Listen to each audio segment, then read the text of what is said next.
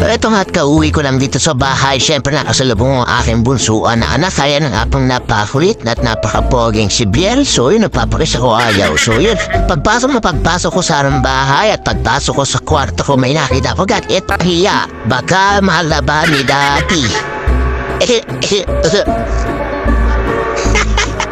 Labanda uniform?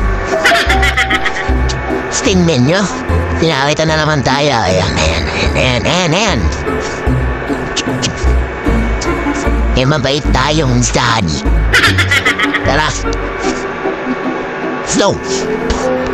At ayun na nga, kumuha na nga ako ng sabon dito sa pintuan namin at tiyan ko kasi sinasabit yung mga sabon-sabon namin ay na-serve. So ayan, pumunta na nga tayo sa gripo at pinatuluan na natin ang timbang gagamitin natin at tilagay natin yung mga uniform ng ating mabait na anak.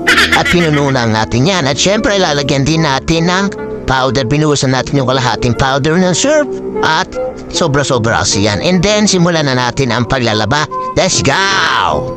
At ito na nga, inusot-kusot ko na, inuna ko yung mga medyas, sinunod ko yung mga bimpo, tapos yung mga uniform ng aking mga mabait na anak. So, ito palitan ni Syra. So, may nakita pa ako dyan. Kung ano-ano sa bulsa, may nakita ako mga kalat. Ayan, mga papel-papel. At iniiwan sa bulsa. Then, kinasot ko na kinasot at mabulang-mabula na ating gamit na syrup powder. Baka naman syrup powder. So, ayan, idiba rin natin yung lotion ng aking cellphone para mas maganda naman tingnan at di tayo makita nung kanina at nakasilaw yung araw. So, ayan, kinasot ko na yung pinaka-uniform nila, yung pinaka-damit. Ayan, sinusot ko na at magulang-mapula na. At yan, kinusot ko na uli yung mga natitira pa uli mong damit. At nangyari pala dyan, kala forever at Biel, sinama ko na rin para isang labahan na rin. At sayang din kasi yung sabon natin gagamitin. After niya, babanlawan na natin. At ayan, pinunulang natin yung timba. Sinugasan ko lang yung timba at natin kasi ilalagay yung ating pababanlawan mamaya. At ayan na nga, inunti-unti ko ng banlawan at pupunuin ko na unti yan para mas magandang banlawan ang ating mga uniform. So ayan, binaliktad-baliktad ko lang para pagka sinampay natin, hindi kagat kumupas yung mga uniform. Ganyan kasi kung maglaba, binabaliktad ko para nga hindi mas mabiling kumupas yung mga uniform natin sinasampay. So ayan, unang banlaw pa lang yan. Kaya medyo mabulapat, susundan pa natin ulit yan ang pangalawang bula. So ayan, napakasibir, napakakulit nga ang bibi ko na yan. So nangungulit, ayun na, ito yung tinatawag ako ng oras na yan. So ayan, isang palda nga pala.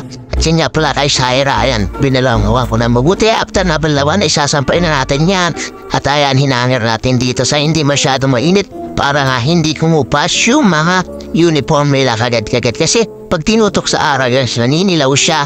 And then, magiging hupas kagat at hindi natin magagamit ng matagal. Imbis na ang buti ng isang taon is sandali lang magagamit. Kaya hindi natin sa init inilalagay. Kasi manipis lang naman at mabilis lang naman matuyo yung mga uniform po na yan. At ayan na nga, naisampay ko na nga po lahat. At isusunod ko na yung iba pang mga uniform nila uli. Ayan, sinampay ko nga pala uli yung ibang uniform. And then susunod ko na yung mga kanilang mga panyo, bimpo, saka yung ibang medyas niyan. At after niya, tapos na nga po tayo. So, ang ganito na lang din yung video namin. Thanks so much. Tapos ako na ang ating mga uniform ng mabait ko anak. Bye-bye, let's go!